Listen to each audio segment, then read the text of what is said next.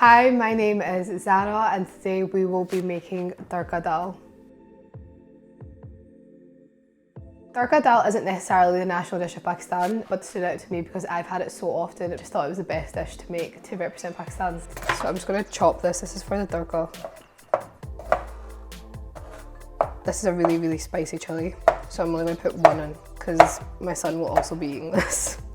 I'm going to go in first with onions. My chopping skills aren't the best. I feel like I can like julienne things nicely, but I can't dice to save my life. And next I'm just going to go in with the garlic ginger paste.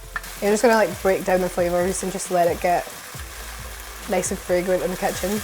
Tomatoes, spices and salt as well. The spices that I have here are turmeric, red chili powder, and I also put in some cumin as well. And then the turmeric, like it gives it a nice flavour. It's not like super powerful or anything, but it also gives it a nice colour as well. And then I'm just going to go in with the chilies that we had.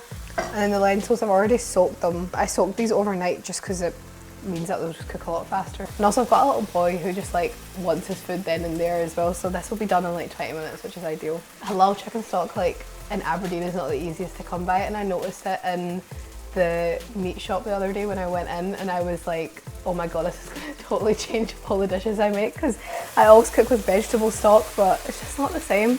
So yeah, when I found chicken stock, that was the day my life changed. I'm going to add in the dal now.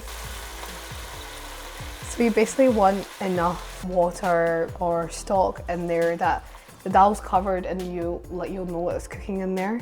If you don't have enough water, like the dal won't break down and cook in it.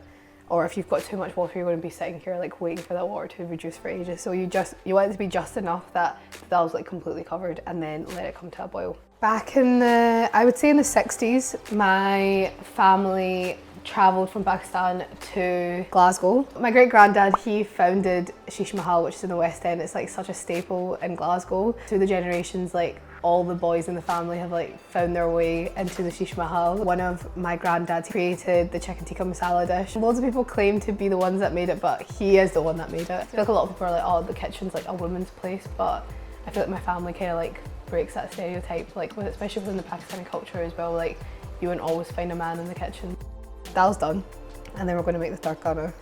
So basically, tarka is you heat up the oil and you put in your spices, your onion, whatever it is, and you're basically cooking down the spice within the oil. Essentially, it infuses the oil with the flavour of whatever you've put in the oil.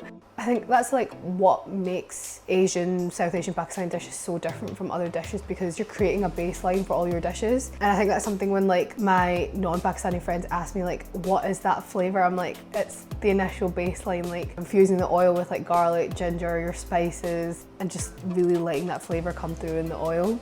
Onions, as well as our garlic.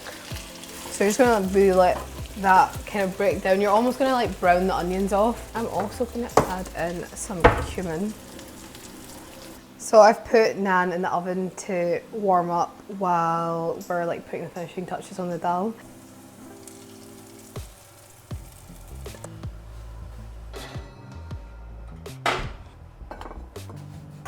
Obviously, like in South Asian culture, you eat with your hands, so try some of this. My mouth's like watering so much.